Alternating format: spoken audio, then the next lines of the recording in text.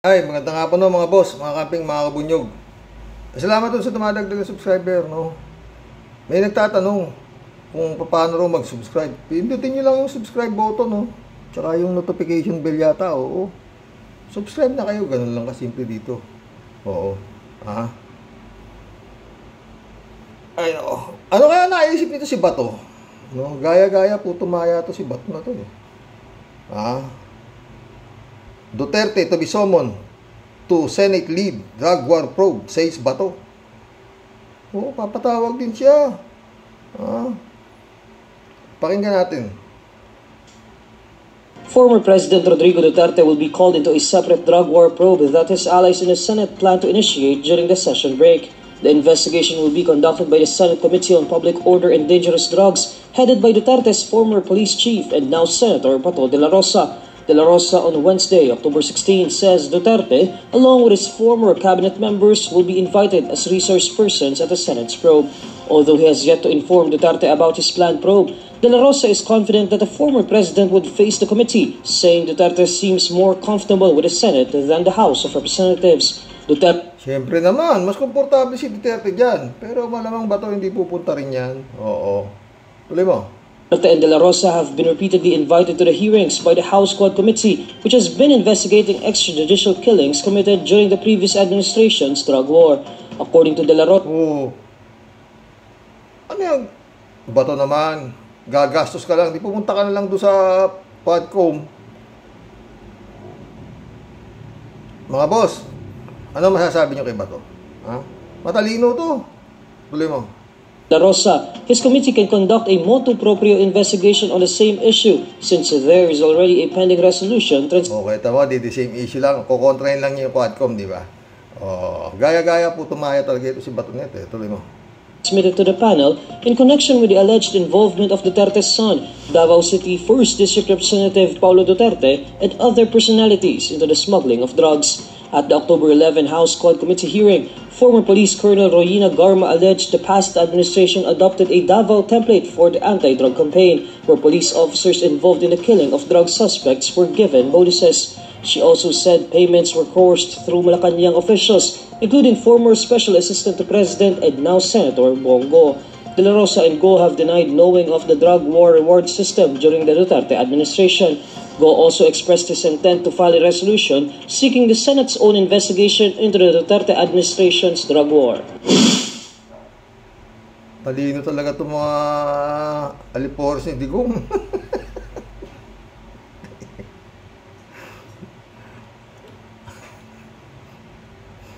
Ano na to? Bago lang to eh. 3 hours ago nakagay dito eh. Oh. Mga friend. Alam ko na iniisip nito. Oo.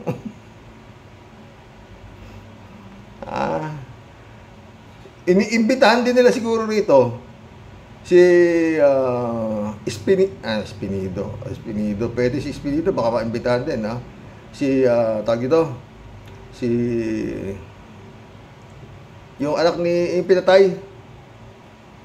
Si Kerwin Espinosa. Iimbitahan din ni Bato yan, sigurado. Di pupunta si Kerwin, siyempre. Baka doon na pag inimbitahan ni Bato, doon muna sa paking sa mukha. Bato ka. Hindi ko maubos maisip kung bakit naisip. Bato to. Tapos, iimbitahan nila si Garma.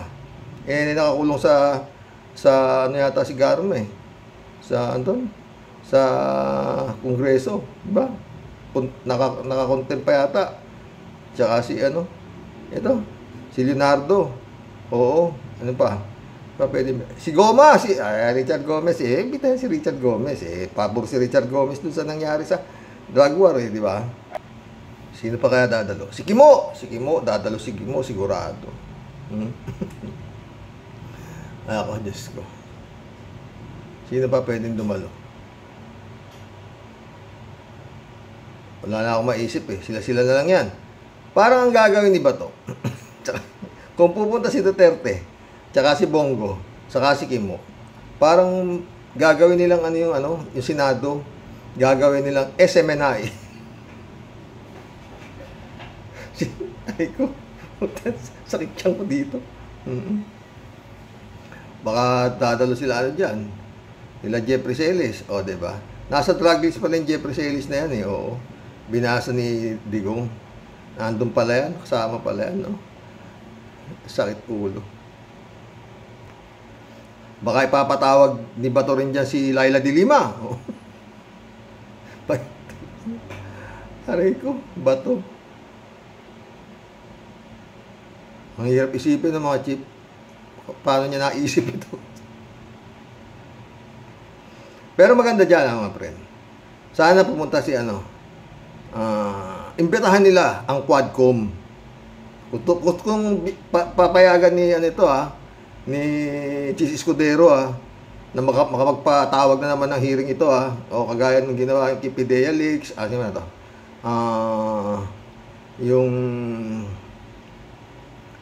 Yung tawag ito, yung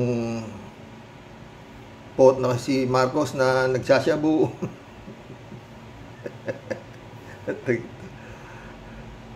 Maganda to Kung ako sa Quadcom, pupunta ako dito. Oo, dahil iniimbitan nyo rin lang sila sa Kongreso eh. Eh di, puntahan nyo na sila sa Senado. O, di ba? O, para magkaharap-harap na. O, di ba mga friend? Si Bato parang parang kung ano na naiisip no? Eto na naman yung kay Maslog. Oo, meron daw siyang impormasyon. Papakinggan natin Meron kong impormasyon. No. No. Na you are being used para papirmahin si Alice Go ng affidavit. Nako. Affidavit na magtuturo na si President Duterte, si Senator Bongo, si Senator Bato, si General si IDG, General Karamat ay nasa likod ng pugo. Merong tao from Malacanang nag-uutos sa'yo. Meron akong information. I can pin you down, my God. Good afternoon, sir. So, Yes. let me just get your reaction on the allegation of Senator Bato de la Rosa that Malacanang allegedly tapped a certain Mary Ann Maslog in an effort to link former President Duterte. Who's Mary Ann Maslog? Allegedly, she was tapped by Malacanang to link former PRRD Senator Bongo and Police Major General Karamat to Pogo-related crimes. No, I don't know anything about that. I don't know who this person is. Sir, in relation to Pogo, sir, there's an information that Alice Go is being implicated by a Chinese spy named Shen Zhejiang, who's currently detained in Thailand. What's your reaction on this, sir? Well, as this process has been going on, more and more people are coming out of the woodwork to help us in our investigations, and this is just, I think, another one of those. This is just a natural evolution of the hearings that are being conducted in the House, and I suppose the case build-up, because cases will be filed, have been filed, and will be filed against them. So it's just a natural process, and of course, this helps the effort. If people are willing to testify or are willing to provide information that will lead us to the truth, and that is what we are after. Sir, ano na lang po yung recent efforts natin to address espionage, sir, sa Philippines? Well, maybe we shouldn't talk about what we are doing to address espionage. That would be sort of... sa totoo lang mga pre. Ang layo ng galaw ni PBBM dito sa kay Digong, no? Ang layo. Mas mukhang minamata nila si Bongbong eh. Hindi ko pinagtatanggol si Bongbong, pero talagang minatay.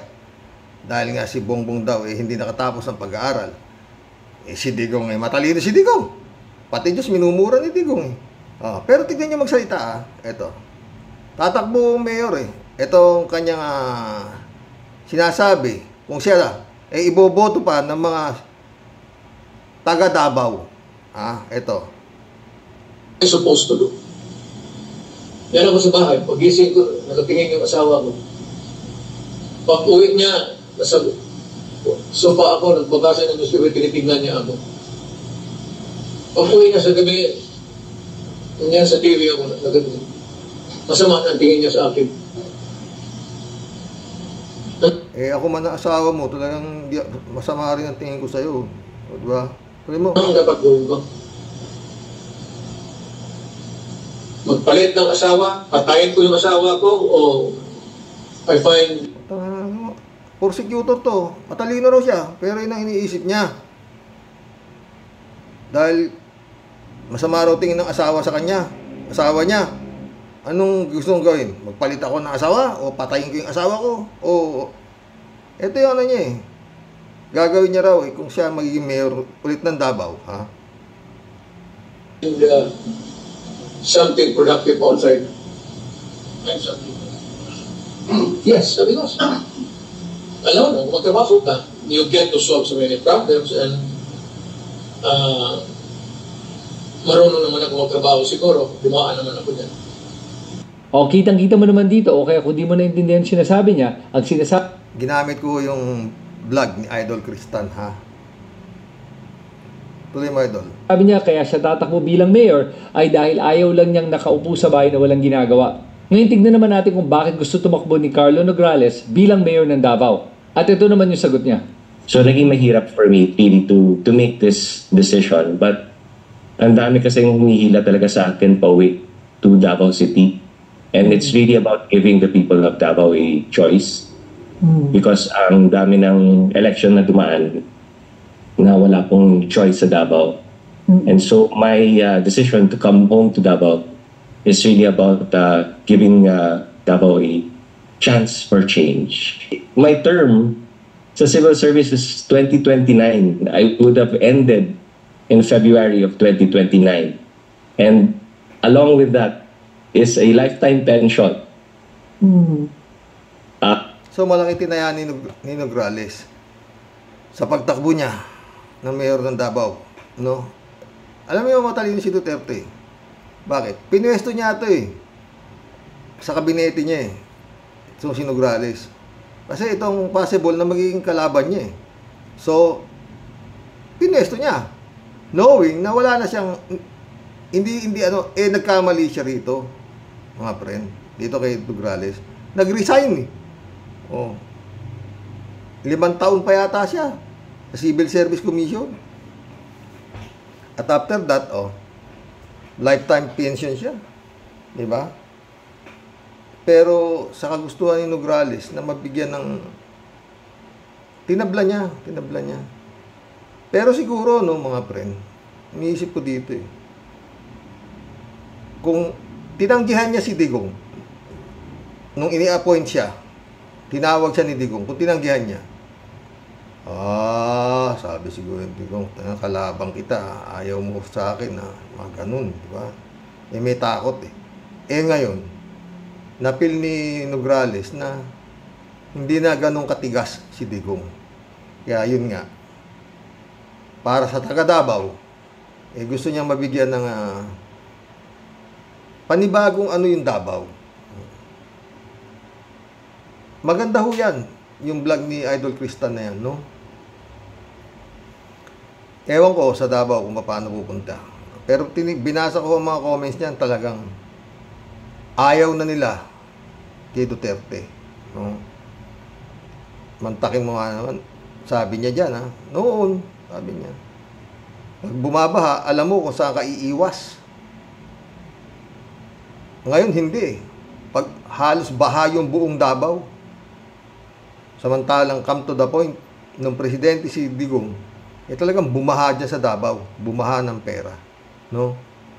Pati mga school, kulang mga schools daw, ganyan. Pero maganda yung school ni Kibuloy. Jose Maria College, may medicine, may lahat kumpleto. May Bible study, kumpleto. Kaya siguro itong ginawa ni Nograles, mga friend, hindi akalain ni Digong to eh. Oo, hindi niya nakalain. Sa ngayon, siyempre, hindi na noon, gaya ng sinasabi ni Matabato, takot ang tao sa Davao. tahimik lang sila. Takot, pero takot sila. Kasi, wala kang puntahan punta ka sa pulis pasabi, takot sila, pati sa pulis, takot yung mga tao para magreklamo Diba? Sabi ni Matabato.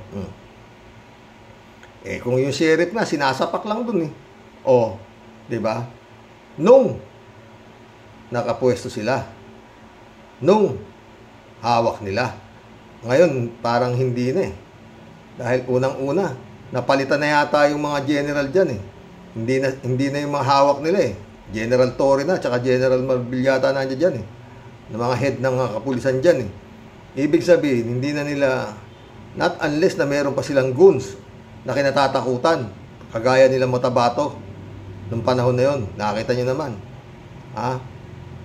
mga 10, 3, 4 isang araw napapatay daw nila meron silang sobre-sobre pag isang linggo 10 ganun magmula 1988 sabi ni Matabato mayor pa lang si Duterte at yan nga ayon sa vlog ni Christian Tan dyan, Kristan 30 taon na walang ibang namumuno dyan sa Davao kung hindi Duterte diba? Pero yun nga grabe, parang kumbaga sabi dyan ni Nograles walang nangyari sa Davao naiwan pero sa budget talaga namang talo pa nga nung di ba tinalakay na yan yung budget ni si Fiona eto si Sara mas malaki pa yung budget nung mayor si Sara mas malaki pa yung budget ng Davao kaysa sa Makati sa mga malalaking syudad di ba yan. Kaya ngayon to mga friend, pag nawala na yan Duterte dyan, pero lalaban talaga ng pupukan yan. Pero yun nga, siguro baka susuportahan ng administrasyon si Nograles para matapos na yung makawala na yung Davao sa kuko ng mga Duterte. Kung sakasakali God moves in a very mysterious way, diba? Pag wala ng Duterte sa Davao, mahihirapan na yan makabalik. Sa tromang inabot ng mga tao dyan, sipin mo, nung panahon nila Las Cañas, Matabato, nung mayor pa lang si Duterte, tsaka itong, mahaba-habang yan, kalkalan yan. Oo, mga pre. Tsaka yun nga, ako hindi na ako maasang makakaabot pa ng ng eleksyon. Nandiyan na sabi nga ni Atty. Conti, malapit na yung yung ICC, di ba? Yun na lang inaantay natin mga friend, no? Pag dumating yung ICC, malalaman natin kung tayo mag-iiba na ng content. Pag nasunod yung gusto ni Guevara, saka nito Bersamin, at hindi nasunod, hindi nakikooperate, hindi ibinigay si Digong sa ICC, at saka itong mga alipores niya, wala na. Ibig sabihin, lukuhan na yan, di ba, mga friend? Walang silbi, di ba? Kung ano man ang pinagtutulunan, puproteksyonan nila pala si Digong di ba? Pinag-uusapan nyo sa Quadcom, di ba? Tsaka yun nga, mga friend, iba yung Nograles naging spokesperson pa ginawa pang spokesperson ni Duterte pero makikita mo yung mukha niya, hindi kagaya ng mukha ni Harry Roque na talagang nawala na sa sarili, no? Hanggang sa ngayon, di ba? Asan na ngayon si Harry Roque? Wanted silang mag-asawa, nahanap na, di ba, mga friend? Ay nako, papiliin ako. Palit kami ni Harry Roque. Ako yung maraming kwarta. Dito na lang ako. Magbablog na lang ako. Kesa ganun ang pamumuhay ko. Hindi maalawa ko. No? Laking kahihiyan Mantaki mo yung kayamanan. Ang laki, no? Nahabol ngayon siya. Ay, marami na tayo naging topic, mga friend. Sana nasiyahan kayo, no? Magkukulab na po tayo, Bato, ano ba naiisip? Pero anyway, Tama ka ba to? Gawin mo yan at ipatawag mo si Sir Kerwin Espinosa. At gawin mo yung sinasabi mo, ha? Susuntukin mo sa muka pag nakita mo. Siguro yun, ha? Isa sa mga naiisip ni Bato yun. Papatawag niya si Kerwin Espinosa, di ba? O sasapakin mo. Sabi mo, susuntukin mo sa muka, Bato, ha? Siyempre, pero hindi, pupunta yan. Hindi itsura ni Kerwin yung matakot, eh. Ha? Ngayon pa? Hindi. Noon, pwede. Kaya nga, kung ano-ano pinagsasabi daw niya para madiin na si Laila de Lima. Sa takot. Sabi nga ni Kerwin, eh. Maski pagpatay kay Rizal, aaminin ko noong mga panahon na yun. O, yun sabi, ha. O, magkulab na tayo, mga boss. Dahil sa takot ko sa buhay ko at pamilya ko. O, di ba?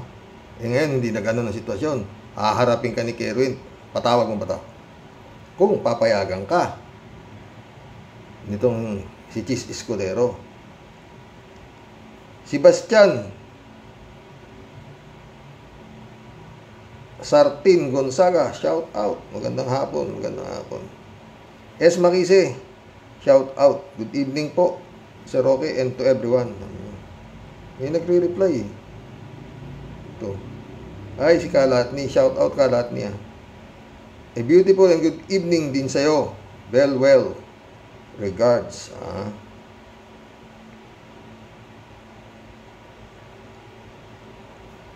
Estrelita Heroes, shout out, my friend. Good evening, Sir Rox, watching from Japan. Yung mga kaibigan ko to, eh. Basta from Japan, okay pa sa all right. Yan, sabi niya. A big shout out sa mga taga-Japan. Oh. May mga kaibigan din ako sa Japan, eh. Sila Rain Itu. O yung ano yun, interpreter.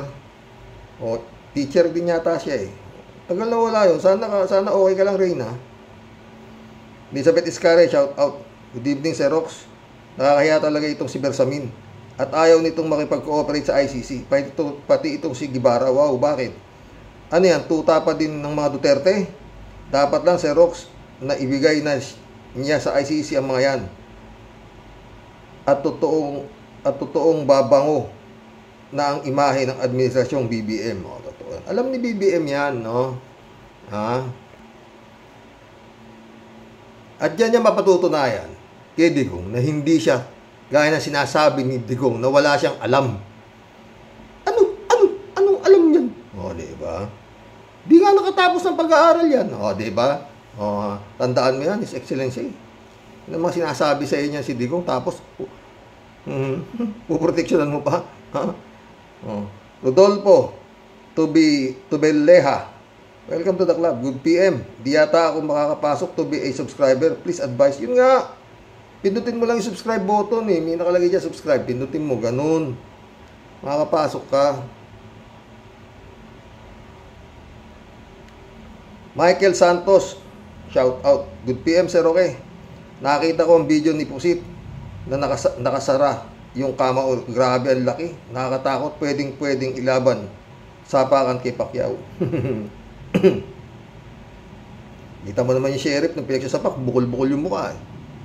Elizabeth Iscare, shout out, Sir Roque. Siyempre, aaminin ba yung dalawa na may payroll ang kapulisan sa panahon ng drug war kuno ni Duterte? Umamin na nga itong si Garma at siguro nakukonsensya ito sa pinagagawang patayan noon at naging aktibo ang mga kapulisan dito kasi nga may perang nakalaan dito. Siyempre, pera-pera na yan, di ba? Kaya parang ipis ng kung patayin nila, mga drug suspect kuno nila. Ay, kawawang bansa. Totoo yan.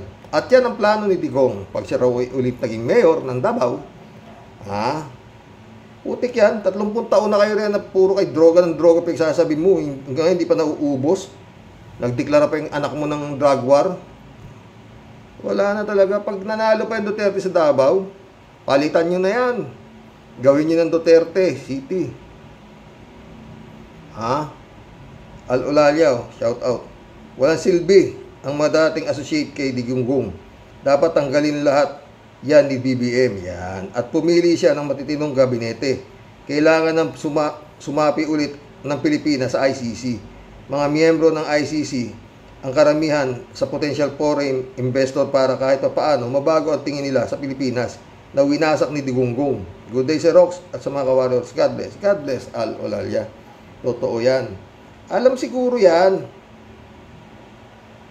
Alam yan. Kaya lang hindi pa gumagalaw si Bongbong dahil andyan pa diba? Pero pag wala na yan, yan na. Manuelito Villatuya, welcome to the club. Sir, ang masasabi ko lang dyan sa dalawang tuta ni Digong nyo, kapag yung mangga nakaupo na naging mga sunod-sunudan, mababago lang pangwala na silang lahat sa gobyerno, natiwali at mga kurap. Jokiano, shout out. BBM, pag nakinig ka sa mga alalay mo na bata ni Digong, yari ka. Malamang sa alamang, masipa ka dyan. Diba? Noel Tenko, shout out. Si BBM pa rin ang masusunod at ang taong bayan. Boka-boka lang sila, Bersamin at Gibara. Takot lang sila magkagulo, pero isang labas lang ng mga tao, pati si BBM, papayag na yan. Totoo yan, Noel. Kenkoy, welcome to the club, Kenkoy. Always watching from England, UK. Hindi makahiwalay si Hawks, BBM sa Duterte. Hanggang ngayon, didishit sila Bersamin at Gibara. Mga tuta at galamay pa rin ni Duterte. Siyempre, hindi yan mag-a-advise sa Hawks government para bumalik sa ICC. Totoo yan. Pero hindi natin alam, Kenkoy, malay mo. Jokiano, shout out. Baka may plano na sila yan. Oo. Kasi pag diniklara nilang sasapi sila sa ICC, magtatago na si Digong. Diba? Kailangan niyang bulga. O lang ba pwedeng magpalit ng pasya in a matter of seconds? Ha? Ikaw lang ba marunong magsabi na mag-jet ski? Biglang, mga gago pala kayo, ba't kayo naniwala sa akin? Jokiano, si Gibara, bata ni Digong yan, kaya ayaw niya sa ICC. Dapat sa mga yan, imbestigahan din, baka tinatago dyan. May tinatago din yan, kaya ayaw ng ICC. Pwede. Natin. Marilo Pabianak, shout out. Alter ego sila ng presidente, di yan magbibitiw ng ganyan statement kung hindi alam na kumukumpa sa taas. Kaya di pa rin tayo nakasisiguro na positive ang pagpapadala sa ICC sa mga salarin. Good night po tayo at sa mga ka-warriors. God bless the Philippines. God bless Marilo Castro. Pwede rin, pero lamang ako sa sa tingin ko lang si Duterte, si BBM pa rin na masusunod. Florante de Raya, shout out. Lumayas na lang kayo, Gibara, Bersamin, sa Malacanang. Sarap kaya sa Malacanang. Sarap pagkain daw dyan Marino Pabiano nito. Nanginabang kasi ang dalawa yan sa nakaraang gobyerno. Bakit nga ba yan ang pinagtiwalaan? Baka mga sugo yan ng puwersa ng kadiliman. Nga Sabi nga ni Kapersi, di ba, Malo? Bongbong, tignan mo yung mga nakapaligid sa'yo. Di ba, nung nabubuhay pa yung Kapersi. Pero andyan lang si Kapersi. Nanonood siya sa mga nangyayari. At sinisiguro ko, nasisiyahan siya sa mga nangyayari. Librado Ludovico, shout out. Blessed morning, Karoke, and to all supporters and followers watching from Edmonton, Alberta, Canada. God bless po. Stay safe and healthy. Mga tuta ni Dutae, yung dalawang yan. Kiblatan nawa kayo. Pwe, leching hinduropot. Mainit ang ulo ni Librado. Rodeo Adriano, shout out. Baka naman pinadadama lang ng palasyo si Dutae na hindi pa papasukin ng ICC. Kapag inaresto na ng ICC si Dutae, ay bigla na lang papapasukin ang ICC para ipahuli si Dutae. Your guess is as good as mine, Rodeo. Merlin Asnar, shout out. Tama po si Atty. Enzo, sir. It is expected the two gentlemen are appointees of the previous administration. They are not for the country but for the person na pinagkakautangan nila ng loob nila. O, diba? Kaya nga ito sabi ko, Merlin, itong si Nograles, hindi akalain ito ni Duterte na magre-resign at makakalaban niya sa Davao. O, diba? Dahil inappoint niya nga yan, kala niya indabag na, wala nang kakababangga sa atin sa Davao. Diba? Bukas. Kaya maganda ang Davao. Pero sana magkaroon ng peace and order sa darating na eleksyon dyan. Dahil knowing Duterte, sabi nga ni Mutabato, takot kay Duterte ang mga tao sa Davao. Bakit? Marami siyang di ba? Pumapatay nga di ba? Pero ngayon baka hindi mangyari yun dahil nandun sila General Torre. Matututukan nila ng todo ang mga presinto sa darating na eleksyon. Alberto Ulaer, shout out, Karoke. Dapat ang dating presidente ng Pilipinas si Digong Duterte. Sa opinyon ko lang. Karoke. Dapat ang dating presidente ng Pilipinas si Digong Duterte. Sa opinyon ko, isang baliw, uto-uto at mamatay tao. Siyang may sabi, pumapatay ako ng tao, di ba? Baliw, pumapatay ng tao. Please, President Bongbong Marcos, papasukin mo na ang ICC sa Pilipinas. Ibigay mo na itong hayop na walang Diyos na si Digong Duterte sa ICC para tumahimik na ang bansa natin, Karoke. Totoo yan. Librado Ludovico ulit. Correct, Karox. Pag sinabi ni Bleng Blong na mag-cooperate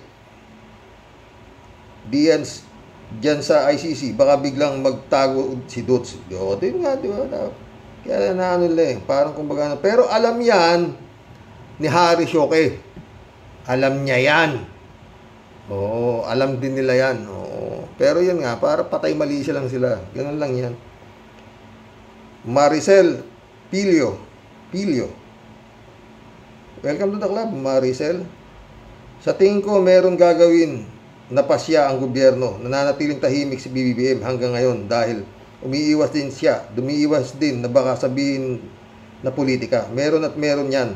Habang di pwedeng wala dahil maraming pamilya ang humihingi ng hustisya, alam ko na di pagkakait yon ni PBBM. Tama. At alam niyang magiging napakababuti sa kanyang political career kung tatanggalin niya yan. Laking tinik na yan Hindi basta tinik yan Shelly J. Sir, shout out. Gandang buhay po, Karox, sa mga ka-warriors. Napanood ko rin po yan kay Karox. Nagalit talaga si Atty. Enzo. Di bale, may Diyos naman.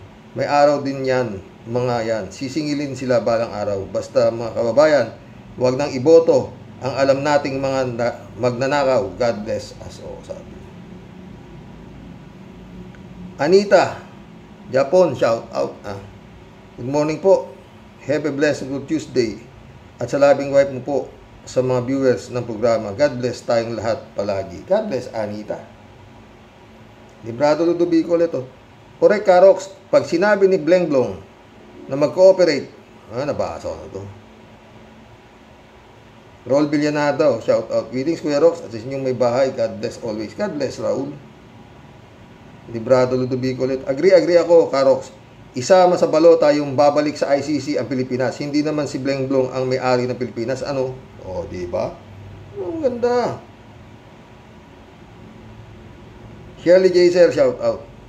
Shout out. Grabe pag pinakikinggan ko yung interview nila Mutabato at Las Cañas, nakakapanlumo. Lalo na yung mga anak. At may 5 years old na bata at buntis pa yung nanay. Oo. Grabe yun, Pinatay. Walang iniiwang buhay Di ba? Raul Villanada ulit Mga sangay ng kabinete ni BBM, yan, pero hantay lang tayo. Baka pinahihinog lang yan. Keep your enemies close and keep the traitors closer. Ika nga, di ba? Kaya nga yung ginawa ni Digong kay Nograles, na-point niya. Kala niya Raul ulit, kala niya kung may na-point niya, alagad niya na. Hindi pala. God moves in a very mysterious way.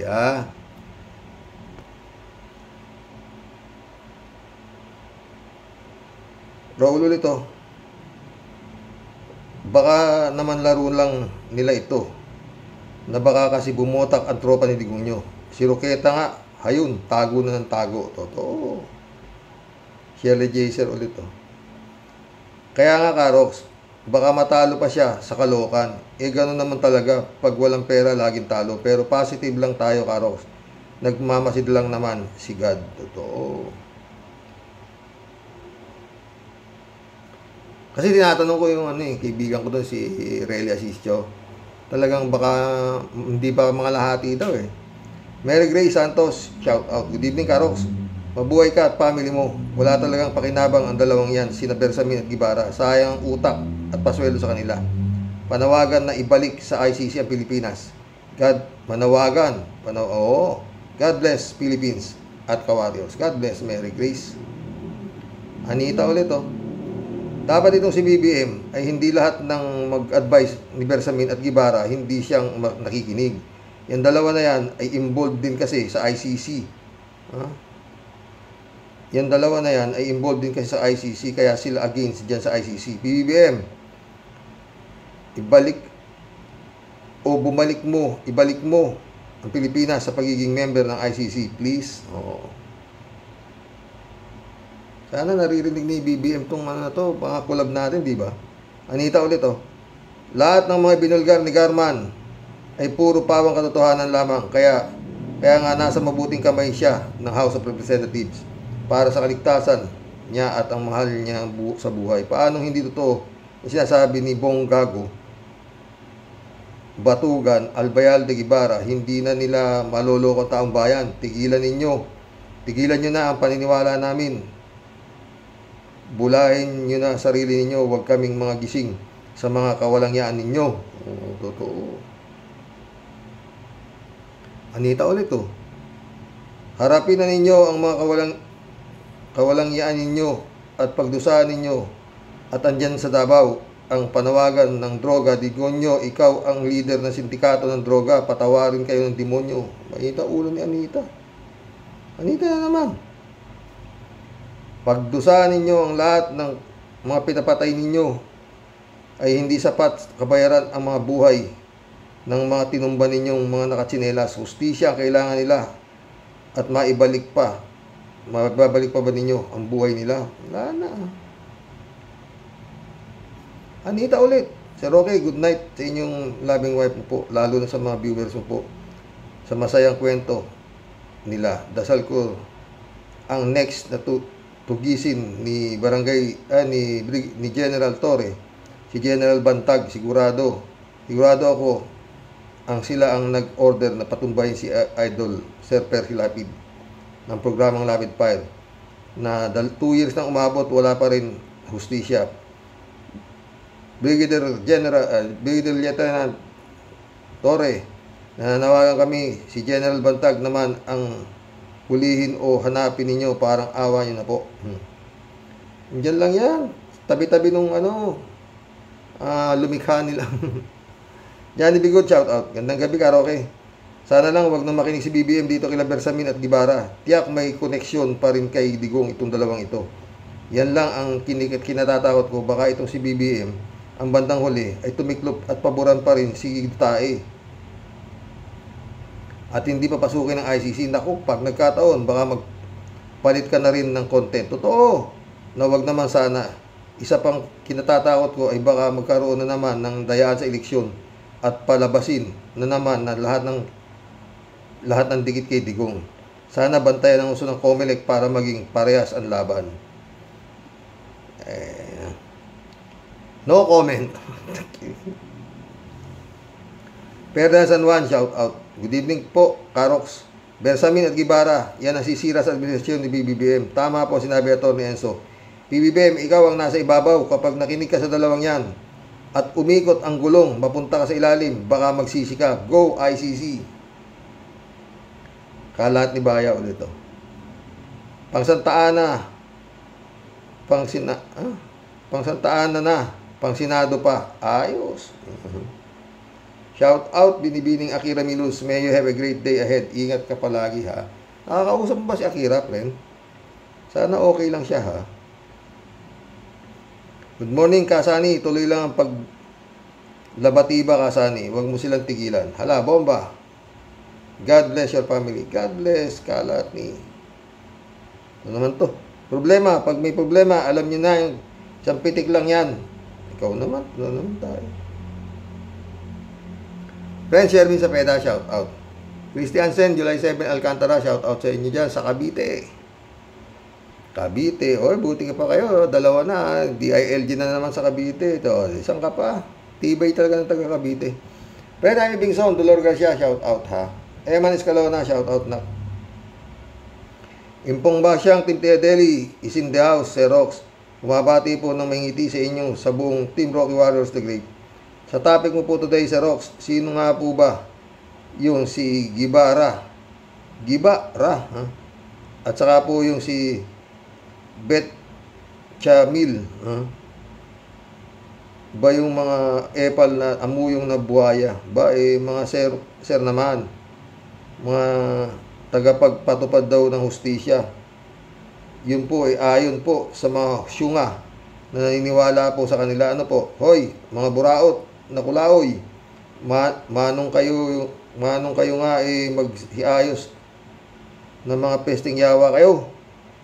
Kayo ba talaga hindi pa ba mga bundat at sundat sa mga pinapala at nadakot-dakot sa grasya at nahahakot ninyo dahil sa sobrang pagsisipsip at pagmamanipula ninyo sa ating pinuno.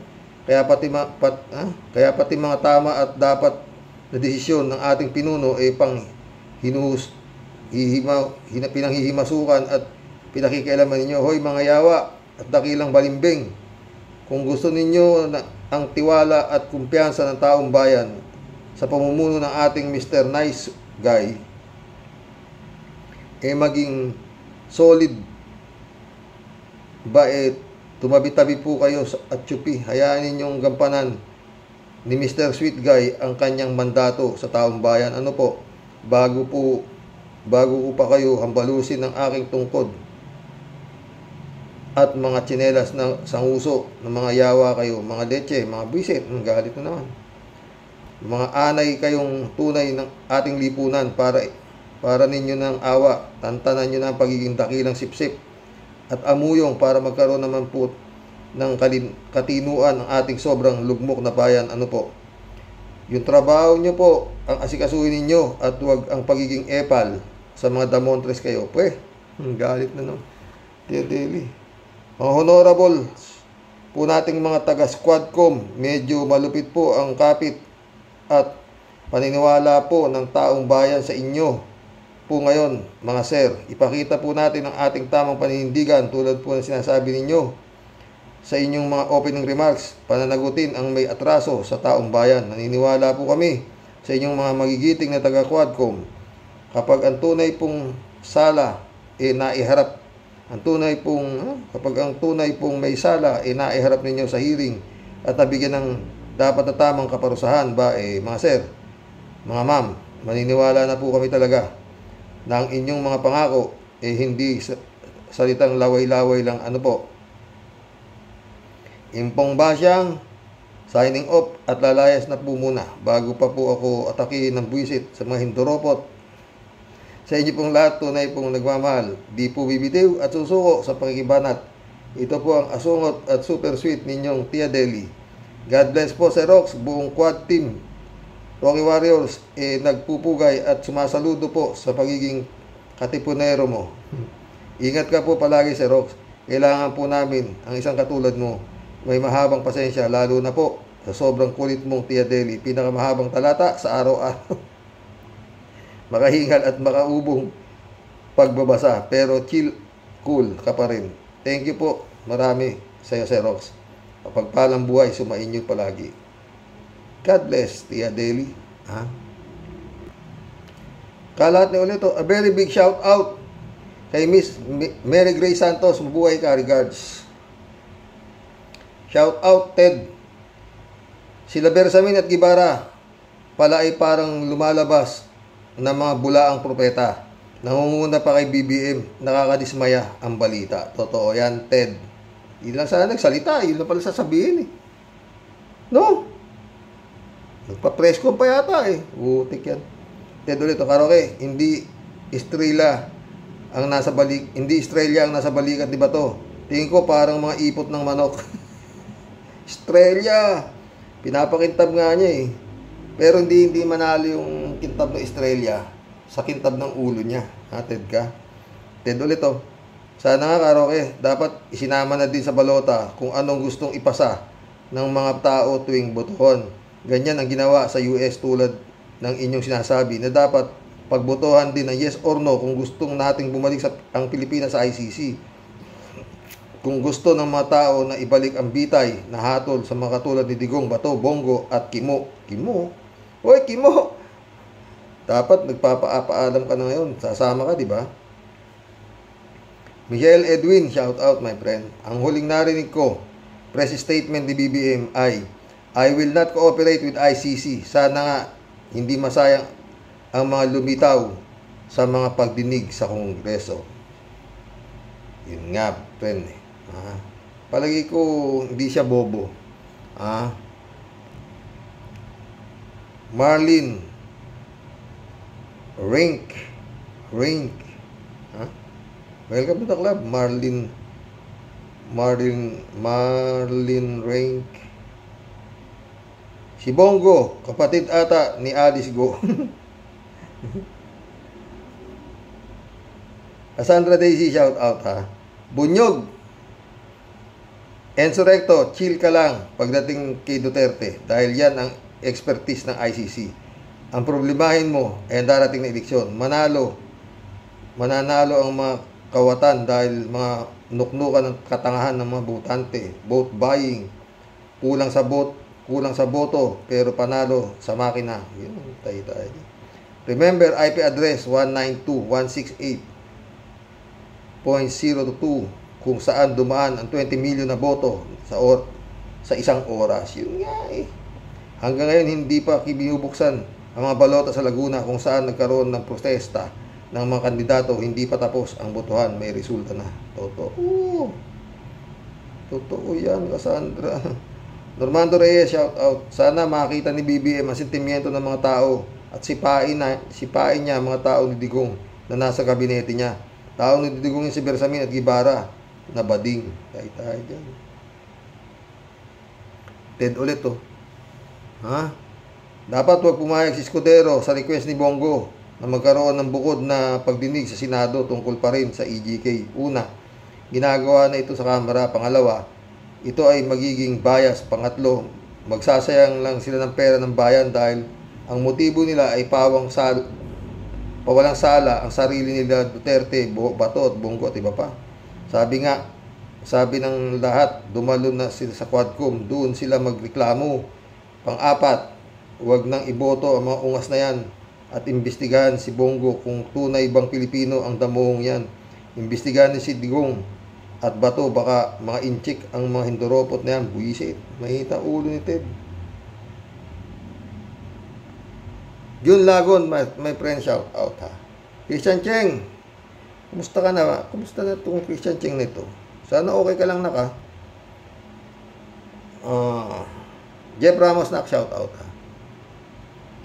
3J Show po, Sir Rox, ganun talaga, may mga kontrabida.